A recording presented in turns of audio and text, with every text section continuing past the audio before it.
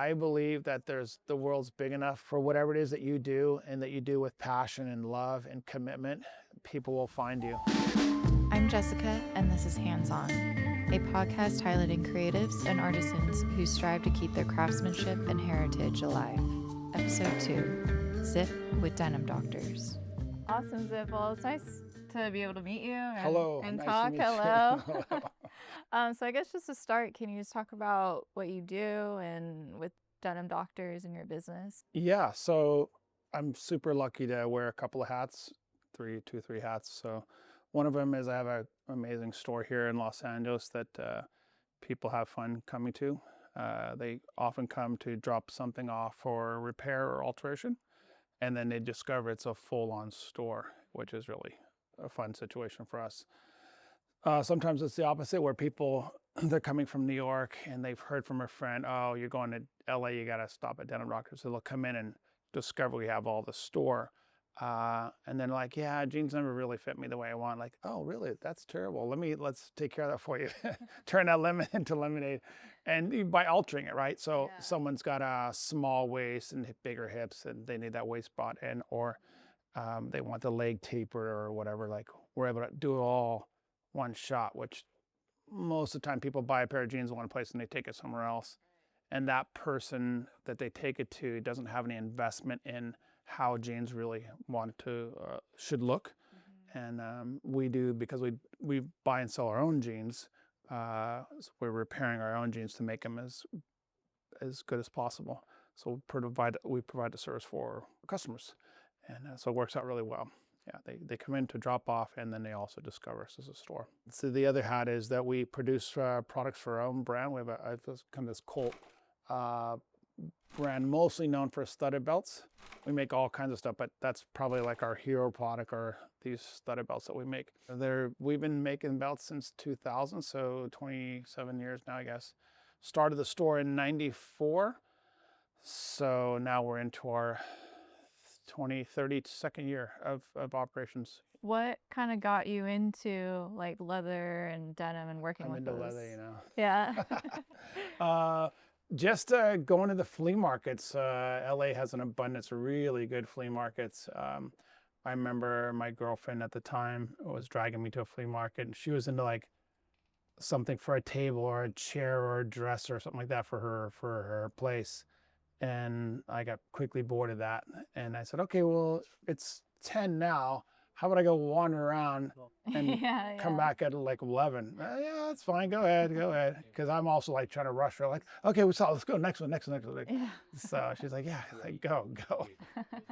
So explored the flea market and came across this I didn't know at the time, but it was this new area, a new section called the white section at the Rose Bowl. And there were some people set up there, maybe 10 dealers or so set up there selling secondhand, mostly secondhand jeans, but they were selling other stuff as well. So I remember seeing a pair of jeans my size, and I said, oh, those are pretty good. Well, how much are these? And he said 25. And I go, oh, you got change for 40? He goes, sir, 2,500. 2,500? What? I don't get it. I don't understand. These are 1940s, blah, blah, blah, Levi's, mint condition, perfect size. And like, oh, wow, I didn't even know. Like, wow. Yeah, there's people who want these crazy, crazy jeans.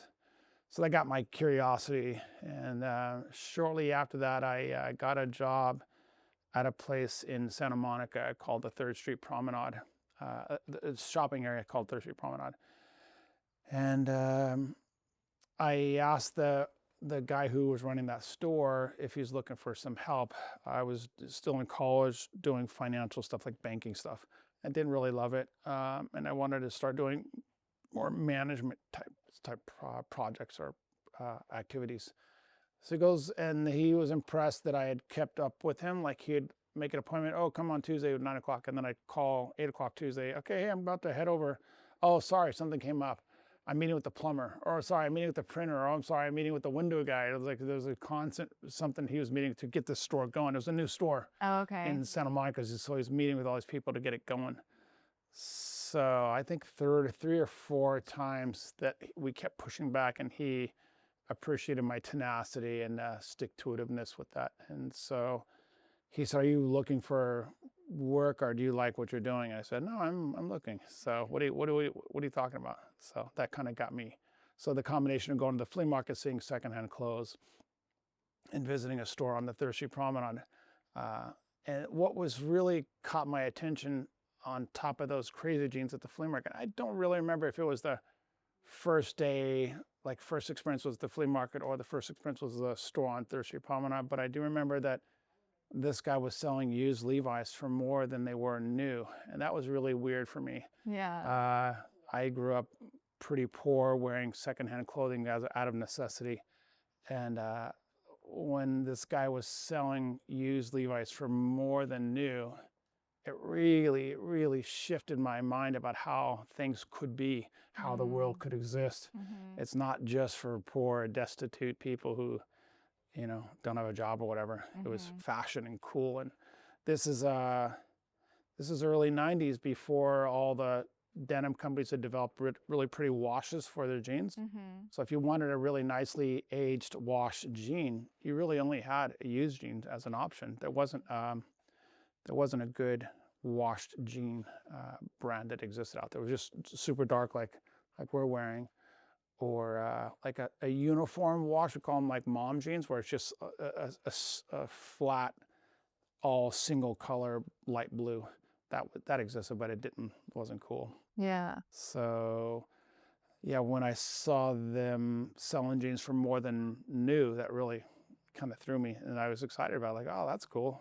So it was like ecology and recycling and more like a higher value. And the owner at the time, to his credit, he said, well, if I owned a new jean store and I needed more size 30s, I'd just send a fax. I think there was no internet at times. I think there was just fax or telephone calls. I just send a fax, and in 3 days I get more 38s. He goes, but if I want to get a really pretty faded 34 jean, there's no one to call.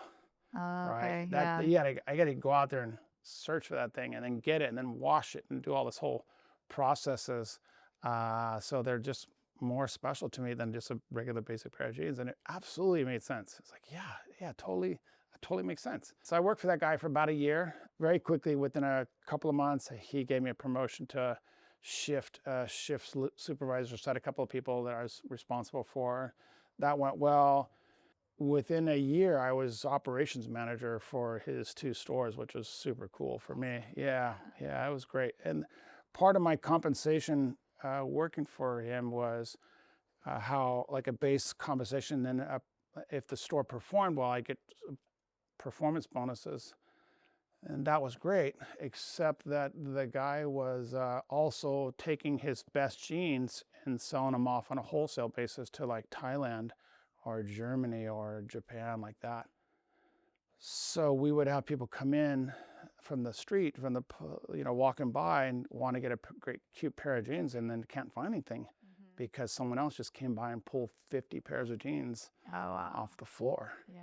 And so that wasn't great. And I asked him, I said, do you mind if the next time you get a batch of jeans, can I go through and put red dots on the tags of all the jeans that I know that we'll sell in the store? And he says, yeah, it's a great idea, but I need those jeans that you want to put the red dots on to help sell the ones that you don't want to put the red dots on, right? It's a wholesale business, so I got to mix it to sell a bigger group. Yeah. I said, yeah, okay, I get that. So he had also gotten a few pairs of bib overalls, vintage bib overalls, like Dickies or Lee or that kind of stuff. And they sold pretty well. And I went to a flea market and found a guy who had a good supply system of getting them. And they were selling in the store, I think, for like $40 at the time. And the guy would sell them to me for, I think, 15 is what I was paying. And then I supplied the store for 20 and made $5, and he would take like 10 pairs. Like, oh, cool. I'll spend an hour picking out some overalls and make $50. That worked out really well. They started selling a lot, so they started taking like 20 a week, 25, 30 a week, and selling them really, really well. And then I developed other sources besides this one guy. I started to find 5, 6 other people who would supply those overalls. So at some point, I finally was able to surpass the need for his store. And he said, all right, we need to slow it down. And I'm like, oh, I just got the system working. It's working so well. Yeah. So I asked him, I said, do you mind if I supply the overalls to other stores that might want them?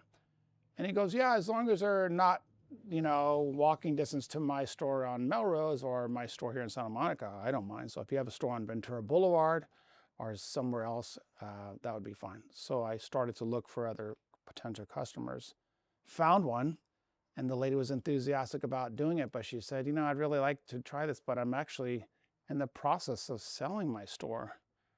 So I'm getting out of this business, so I won't really be a customer. So I said, you should contact the next guy. And I think in about a month, if you come back, the next person will be the owner and probably be interested in it. So, okay, great. Came back in a month. She was still there. And I said, what's going on? Oh, that fell through. Oh, no, that's terrible. So what's funny? You're just going to keep running? He goes, no, I'm closing no matter what. Whether I sell it or just close it down, I'm going to be out of this business. So I said, oh, well, what would you need to, what were you hoping to get for it? Well, I was hoping for a big number, but what I really need for me to like pay for all the inventory and be happy with it, like 10,000. So I borrowed the 10,000 from a family member and gave it to her and started that way. And so that worked out. Within a few months, we had fundamentally changed the product balance in the stores. It was like women's dresses and cashmere sweaters and just gentle clothing, I guess you could say, to more denim and leather and belts and stuff like that. So we still kept some of the old customers were still coming in, and then slowly other people were discovering what we were doing. And that worked out really well, and we started to really generate good traffic. And I was really lucky when I started the store. My ex-boss, helped me. So he gave me merchandise on consignment to sell. Yeah. That's so really that helped cool. me make the store feel really full and abundant, which was great. And then I'd go supplement what he put and what he let me borrow or on consignment with my own stuff. And he was holding back those really good sizes. So those ones I still had to go get, right? The ones that I wanted to put the red dots on. Yeah. Those ones he couldn't get those to me on consignment because they would basically be sold in a week or two anyway, right? So, yeah. So part of what made the store, and I learned this from my boss, part of what made the store popular is we had a really good belt selection, good vintage leather belts that no one really had. Maybe 6 months or so after I opened up the store, a guy walked in and he goes, oh, I really like your belt selection. How much if I take like 20 of them? I go, 20 of them? And I said, well, I'm actually having a hard time getting the selection that's a little fibbing, a little bit of bluffing there. But I said, yeah, I'm having a hard time getting the belts. I'm not really in a position to like wholesale them out in some crazy way. And he goes, no, like, what if you did like 10% discount and no sales tax? And I give you my resale number. Like, oh, so he would get like an effective 18% discount, and I would sell it for 10% less than that, and have him take a bunch of. Yeah, that works. So like every month or so, he'd call me, hey, do you have any more belts? And I'd ship him. He was in Colorado. Ship him like 30 belts. He'd send me back a check, and that was really it was like a little extra. That was like my first. Besides selling the overalls to my boss while I was employed, that was the first wholesale situation for me. Did that kind of like start also like you designing like those studded belts? Yeah, that was a couple steps after that, but yeah. So, and I'll tell you that it's pretty cool too. So maybe a month or two, he'd call, have any more belts? Yeah, to ship them out. And then a couple months later, he'd say, you got any more belts? I'm like, yeah. And then after about a year, he told me, he says, I have a confession. I go, oh, really? What is it? Well, the belts I've been getting from you, I've actually been wholesaling them to a customer in New York. And turns out that customer was selling them for, I think, $95 a belt. Oh, wow. So New York, fancy store. Yeah. 95 was like within the realm of reality or possibility at this high-end store. So he says, well, I was thinking if I don't really have time to kind of deal with this, get the belts from you, ship it to them, like, and, be the middleman. Do you mind if I just have you ship them directly? You continue to give me a 10% royalty fee for a year, and after the year, then they'll just be yours and I'll be out of the picture. And I go, yeah, that would be really cool.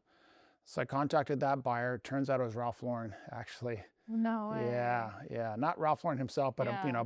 a guy who worked at Ralph Lauren. And he goes, yeah, I'm interested. So we could use a lot of belts. We're doing well with them. I said, okay, cool. Well, what do you think? Should I come see you or like get to understand the lay of the land?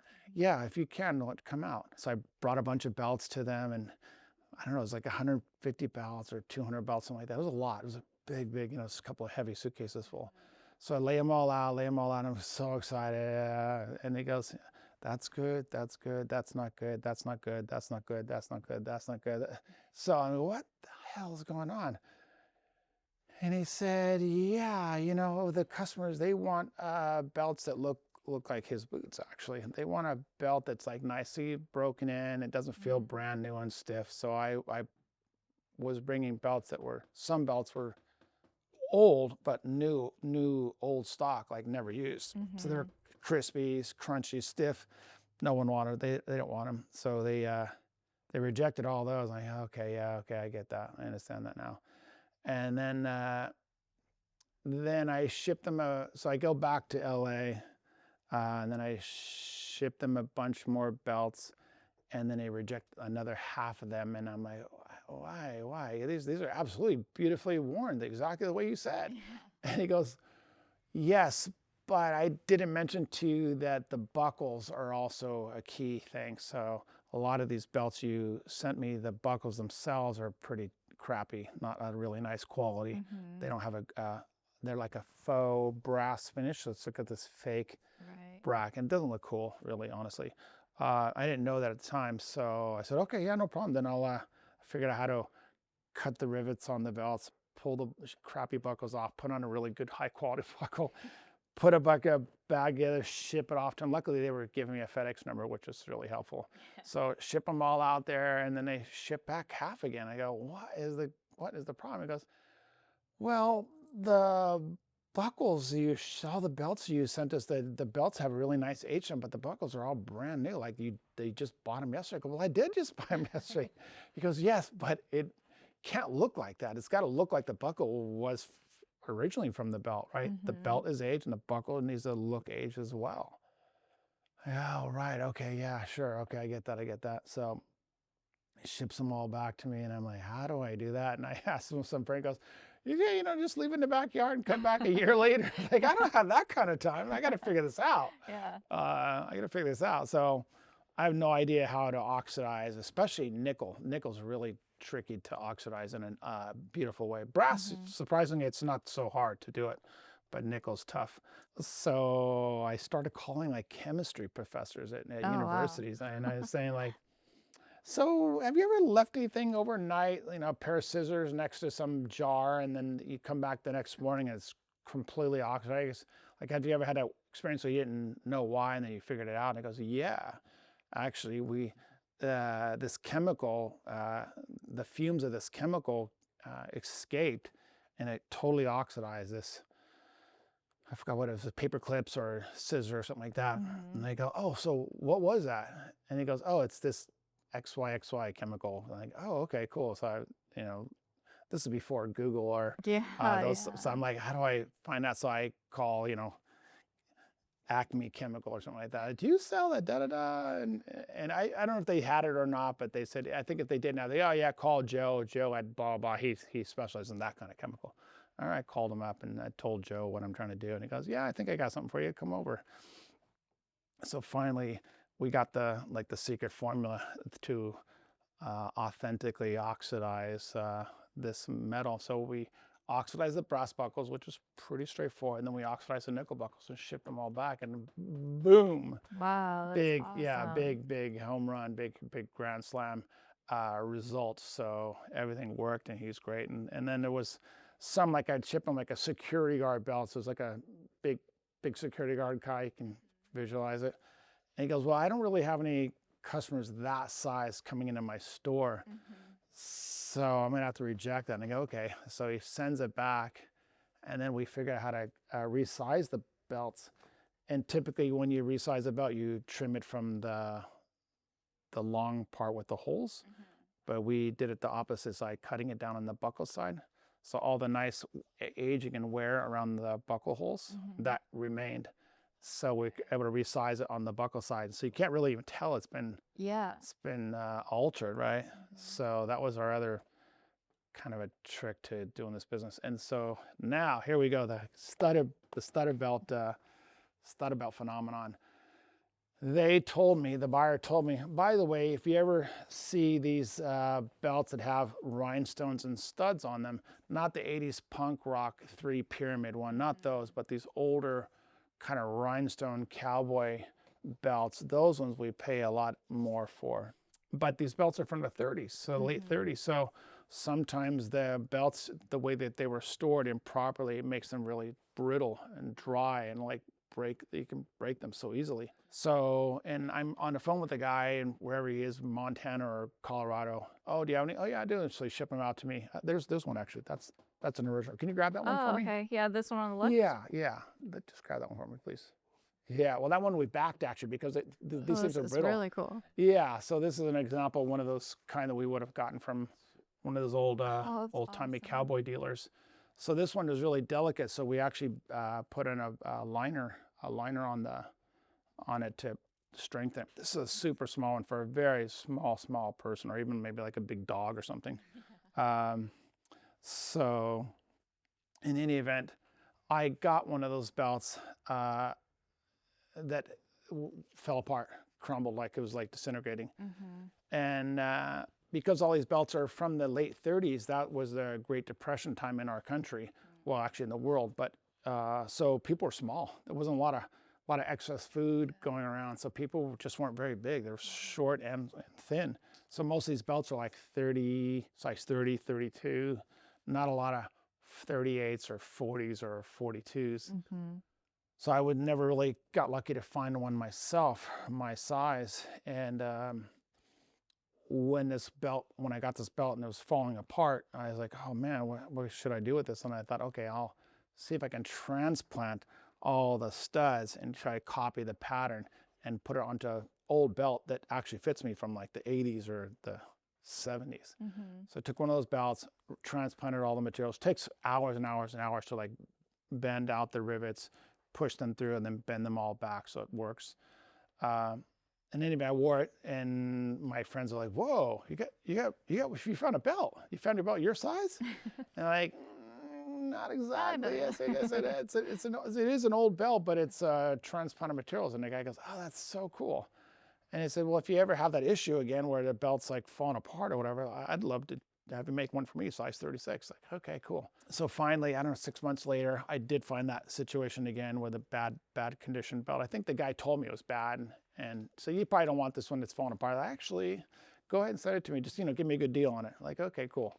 So I did that, transplanted it to another belt, gave it to my friend. He was super happy about it. He was a Japanese guy, by the way, this guy I'm talking about. He took it back to Japan, wore it around at the store. His employees saw him wearing it and go, "Oh, that's great. That's cool. What's the story? Blah, blah, blah." He goes, "Oh, actually, that guy in LA, he made it for me." He goes, "Made it for you? All the studs look like it's been on there forever," that's also our magic, right? This aging process. Yeah. So they said, we want one. And then I realized, well, I'm not going to be able to find enough broken belts to make this like work.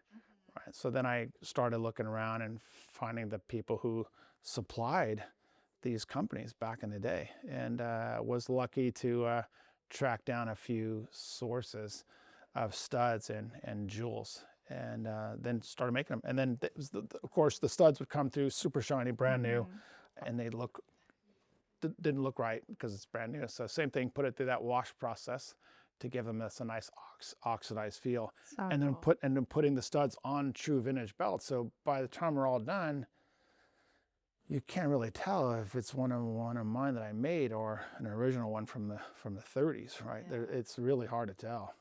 But I'm telling people, I'm not trying to fool anyone because I want this to actually be a brand, right?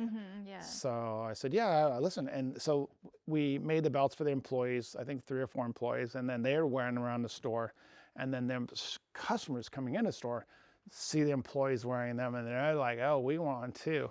And that's really the beginning of where I started to do it on a regular basis. So, and now we launched the brand in 2000, and so it's 27 years strong now. Wow. And it's That's really as cool. good as ever at the moment.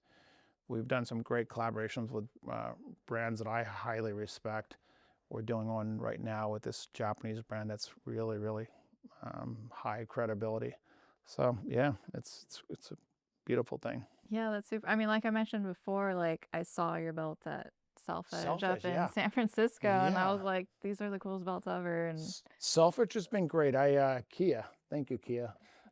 Selfridge has been great because during this whole athleisure phenomenon that swept through fashion in the US or basically the world, people stopped wearing jeans in a big way. The majority of people stopped wearing jeans and started wearing jogger pants or like sweatpants or whatever. So my belt business really took a dive during that period because people just weren't wearing jeans. Except at his store, like he never stopped promoting this lifestyle. yeah. And so even during the quiet years, his store was still pretty steady. It's great now because everyone's Yeah. wearing jeans again. Yeah, it's back. Totally, yeah. So, what's the denim world kind of been like, especially like sourcing vintage denim and stuff, like the trends changing throughout the years? It's kind of a love-hate relationship with the reality of the sourcing now. So when eBay first happened, I had a negative view of it.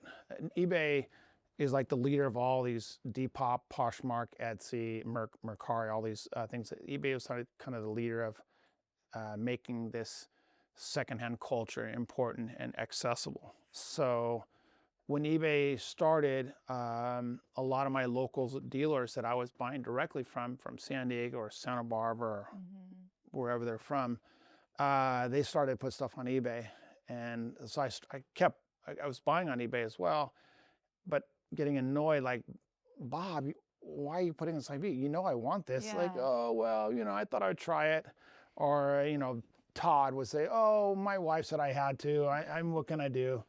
And so I'm still getting it from them, but now I'm competing with the whole world. Right. So that's annoying, right? You can imagine how that'd be annoying for someone like me, right? Yeah. So I was like pissed off and annoyed about it, but what can you do? It's just how the world evolves. Yeah.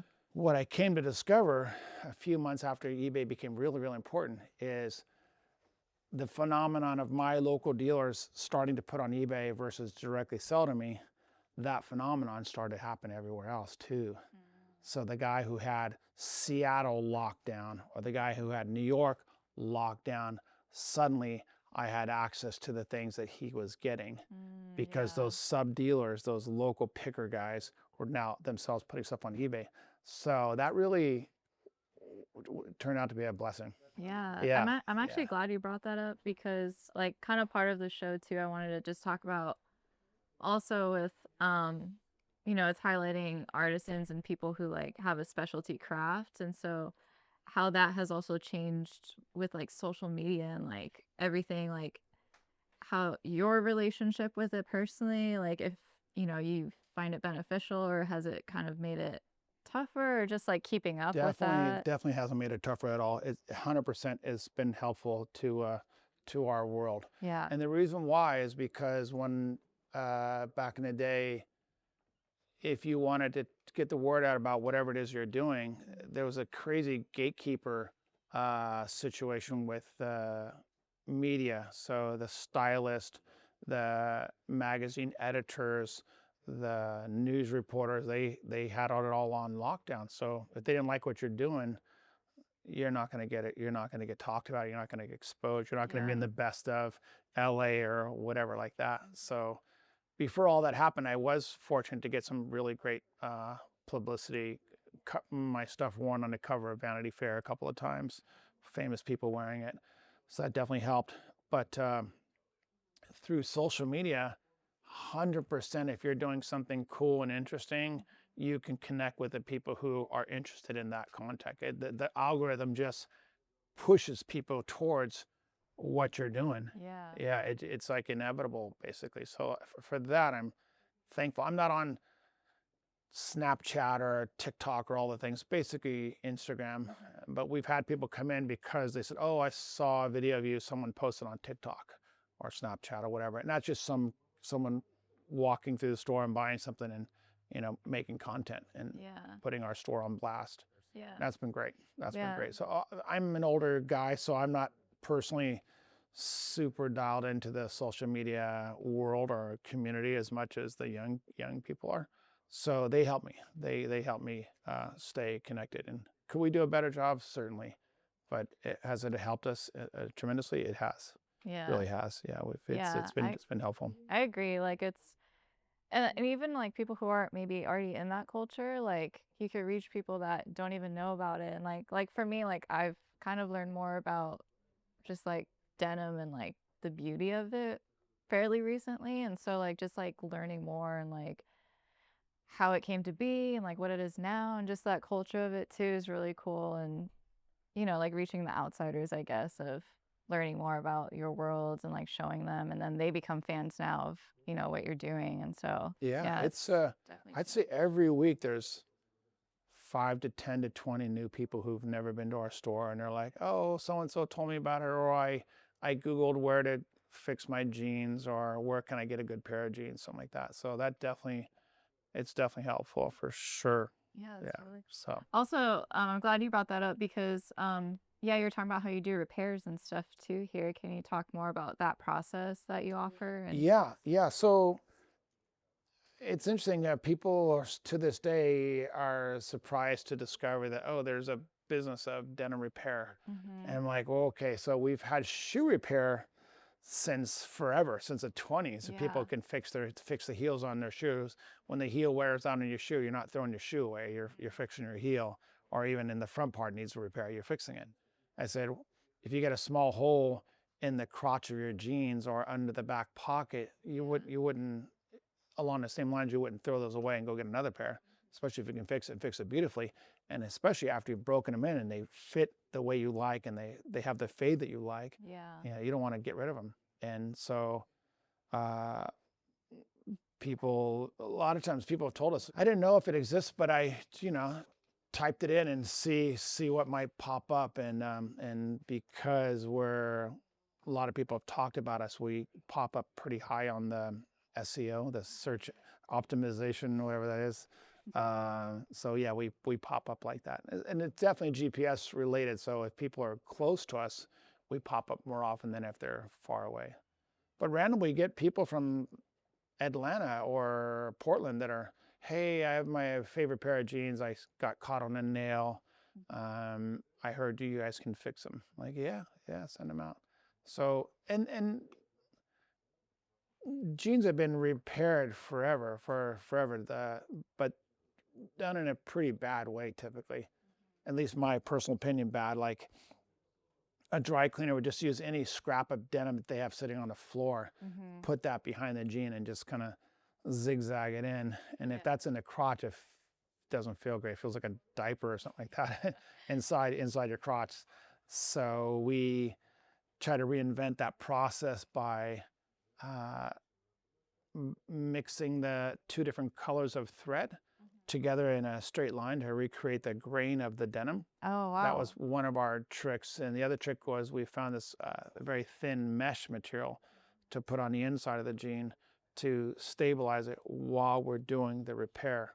So the combination of that mesh and the blending of the colors. So if it's dark here, we're going to use a dark thread. And if it's light here, we're going to use a light thread. Oh, to match that. Yeah, to match that it, wash, which people weren't doing that before. People were just zigzagging any color. Yeah. And for sure, there are some people who really appreciate that aesthetic. They like that, this kind of grandma effect. But the majority of the people, especially who come to us, they don't want it. They want to keep that. Yeah, they want it, minimally repaired. The more invisibly repaired, the better. Well, I just love that philosophy of like just keeping what you have if it's still good and just fixing it and not having to throw away like perfectly good pair. Like I think you can indefinitely repair a pair of jeans. Yeah. I think you couldn't ever get to where it's not repairable. It would start to be layer on layer on layer, I guess. But very typically, the place that we do our repair, that tends to last longer than another area on their jean. So people will very often bring us the jean back 6 months later or a year later, but for some other problem. What have you noticed, I guess, like through fashion? Because I feel like, in current times too, like we said with social media being beneficial or like the internet or just shopping online, like fast fashion has definitely become a stronger thing now. Have you felt like that's affected denim or in what ways? Definitely fast fashion did have a mega impact on our world. And I would say not in a healthful way. Yeah. A lot of synthetic materials are used in fast fashion.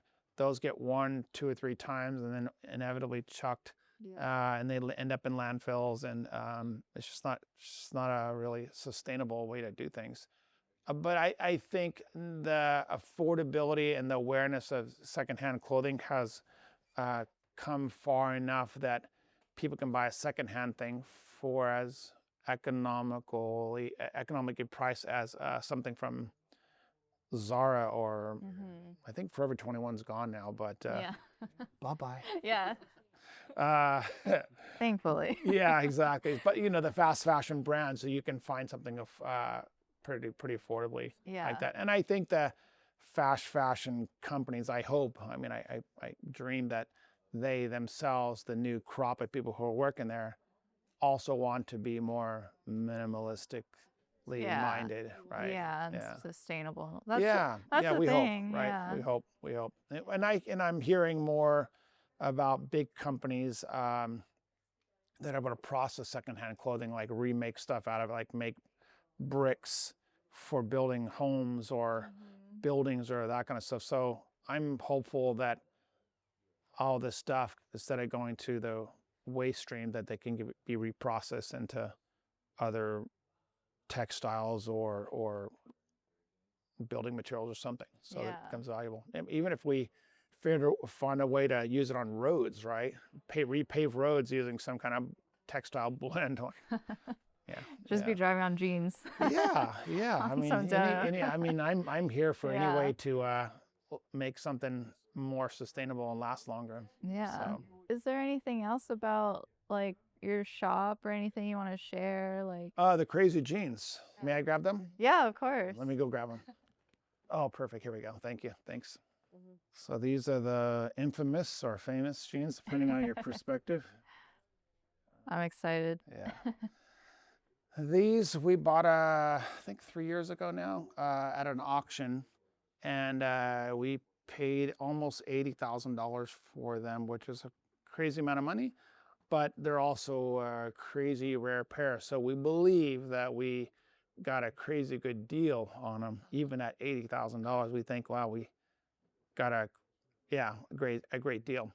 We think that because other extremely rare items in American culture have also done really, performed really well, like really rare comic books, or really rare coins, or really rare sports memorabilia, like a baseball from a certain baseball game, or the baseball card of a world famous player, that the rookie card of a very famous player is worth big money. So relative to these other kind of big culture things, a very early pair of jeans that's in relatively good condition, we also perceive extremely high value. These are what we call a minor jean. So in the very beginning, Levi's made jeans just with one pocket on the back. Eventually they put on 2 pockets, and now all Levi's, unless they're like a fashion replica of this, they all have 2 pockets on the back. Okay. So this is that jean where it's before that. Wow. So that's so cool. it's a size 38 by 32. And that's like, I'm guessing pre-belts too with the... Yes, that's right. So there's no belt loops on this, which is why they have the buckle strap on the back to prevent them from falling down. This jean was made before they developed all the different kinds of sewing machines. So it's just one single needle that just constructs it all versus an overlock, which you might know what that is. So overlock or a chain stitch. This is just done with one stitch. So, and it's got a little bit of opportunity for mending. We haven't done it, but whoever ends up owning it, that person may want to do some stabilization. But even as is, just in a good frame, we think it's perfect. You know, Yeah, it's a it looks, perfect thing. looks So really cool. yeah, so it's a size 38 by 32. Often people are speculating, wow, that's a big size jean for 1890s, and it is. So my hypothesis is that this was owned by the mining company and then worn by the employees that would go into the mines on top of their personal jeans or personal pants. So they'd walk in the mine with their personal pants, slip this on top of it, over it, so like doubling up, do their work, and then take these off. And then the next miner coming in on the evening shift would then put these on. And so maybe these are worn by 2 or 3 people per day during that I would time. say that's also like pretty good condition considering if it was, you know, like really. Absolutely. That's what makes this one so special, so Yeah. rare, so collectible, is that it's actually wearable. It's wearable condition. Does it need a little bit of mending? Yes, but it's basically wearable. It's very often that these jeans are just like remnants, like a little shard or shred of it, or it's missing half of one of the legs. Yeah. So to see it intact like that's really uncommon, and is what makes them so so special. Do you know why they like how the or like the 2 pockets on the back, like when that started becoming a I thing and think why? right around the turn of the century, so maybe 1898 or 1901, they started to do that. So it's interesting. Levi's, they do things over a very long period of time, so you can really date them accurately based on all these little details. So at some point they added the second pocket. At some point they added the belt loops, right? At some point they added the rivets. So in the very, very beginning, the guy who was making his jeans wasn't riveting them, so the pockets would fall off or get easily damaged. So this guy asked Levi's, hey, I want to put rivets on my jeans to make them stronger, but I also want to protect that concept with a patent, but I don't have the money to apply for that. So would you be interested in partnering with me? So he did. He partnered with him, and then eventually just bought that guy out and owned the patent just through Levi's. Oh wow. I heard too like their label or like the patch on there too, like also you can tell when. Yeah, there's details. There's details on them. So the jeans that true collectors would want or would appreciate is the ones with the real leather on the patch. So they made 2 versions: the one with a cloth patch and one with the leather patch. And so some collectors want the leather patch. Other collectors, they just want something that's in great condition and readable. That you can still read. Yeah, know it's from them. Yeah, yeah, exactly. So I do want to talk about too, found it was interesting. Well, I heard you have a great relationship with Japan or like the denim culture yeah, there. I've been to Japan like 70, 80 times Oh now. wow. Yeah, 35 years, I think. Going 2 to 3 to 4 times a year. How did that all start? My wife is originally from Japan, Oh, okay. actually. So she's from near Kobe. And so I was going there once in every couple of years to visit her family. And when I went there, I got to visit the area in the city of Osaka where they were selling used Levi's for a bunch of money. And I was like, oh, this is cool. Eventually, I started going by myself, not related to going to see her parents or her cousins. It was just me going to Tokyo, actually. So, and now in the past 30 years, I've been to Japan probably 10 times more than my wife, actually. Oh, wow. She'll go like once a year in the summertime, and I'm going like in January, or I'm going in March or whatever like that. Yeah. So do you like do a lot of like selling with them or Both. maybe Both. okay. Yeah. Yeah, I do Cool. both. So I I'm forever looking for bigger sizes. So bigger size pants are typically not as popular as like a medium size in Japan. And then bigger sizes are being offered to Americans who are football players or basketball players or actors, whatever, bigger guys, and need the big sizes. So I'm bringing those jeans back. And sometimes I'm even buying medium-sized jeans that maybe have some damage to them, like there's some problem. And so they're sitting in some store owner's case for 6 months, and I go back and like, hey, I remember those jeans from last time. I know you were asking X for them, but I'm wondering if we can do this. Yeah. I'm like, okay, I've been sitting on them long enough. I'm ready to let them go and take that money, reinvest it in something else. And so that was me also just filling up a suitcase or two, bringing stuff back to America. Mostly my products more than vintage. Like the belts and Belts or wallets or, yeah. how's like the fashion trends, I guess, or anything different there? Is it pretty similar? It's similar, I think, this kind of wide leg mushroom haircut guys, that's more of a California or US thing. Oh, you know what I'm talking about, huh, JJ? Japan is very tribalistic. So there'll be the people who really like British fashion and or they're like really like couture fashion, like whatever's on the runway, they want to wear that. So in my world and the people that I connect with, it's kind of the way I dress: a good pair of boots and a good pair of jeans and a good flannel, a good leather jacket. Like those people are a lot. There's an abundance of folks like that in Japan, and so I connect well with them. Have you been in Japan already? I have not, no. Ah, yeah, No, definitely but I add that really to want your to. add that Yeah. to your bucket list. Yeah. And when you go there, you'll have a great time discovering this secondhand clothing phenomenon, how massive it is in Japan. It's a huge phenomenon. Yeah.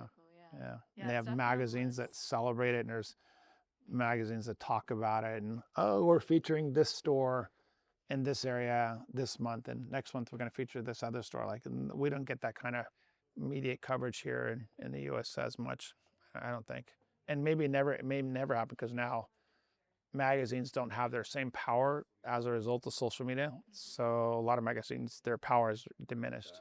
Yeah. I always like, it's just cool following, like, because I've followed just the way like Japan does things, or like the people of like all the different subcultures they have, like whether it's like fashion or like cars or, like they go so all in. It's really cool to see. And I think just their designs that they typically do, like, it could be anything, again, like fashion, automotive, or like architectural. Like it's just all I've seen like how niche it can get. Is I've seen these cholo dance crews.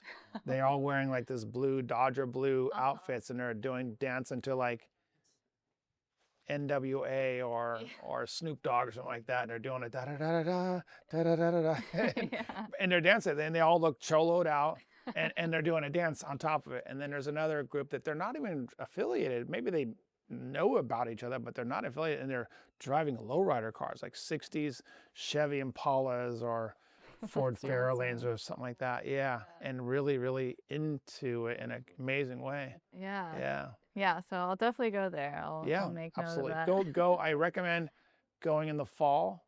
Okay. And then the spring. Spring is for cherry blossom, so it's a nice, comfortable time of year to go there, but it's very crowded, very, very full. Okay. Fall is also comfortable weather-wise. It's like LA.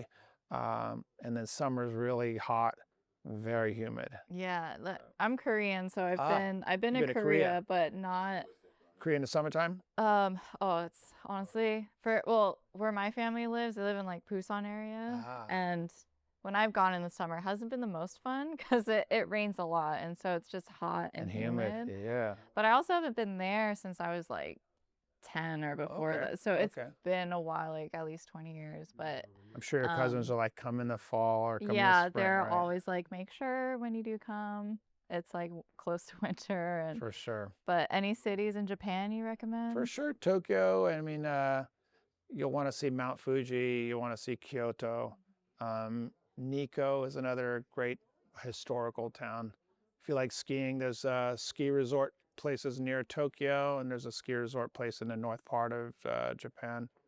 So yeah, there's so much to see. It's a great mix of technology and history Yeah. together. So Yeah, that that's the you other can get thing. nature one day and then techie city life the next day. Yeah. What's a good like amount of time to spend there? If I have, because I haven't gone ever, so how long? I like to leave on a Thursday and from LA, get there on a Friday, experience a weekend of whatever's going on. So Japan has these things called matsuris, which basically means festival. Oh. And there's like a festival for everything. There's cat festival and firework festival and just like festivals about anything.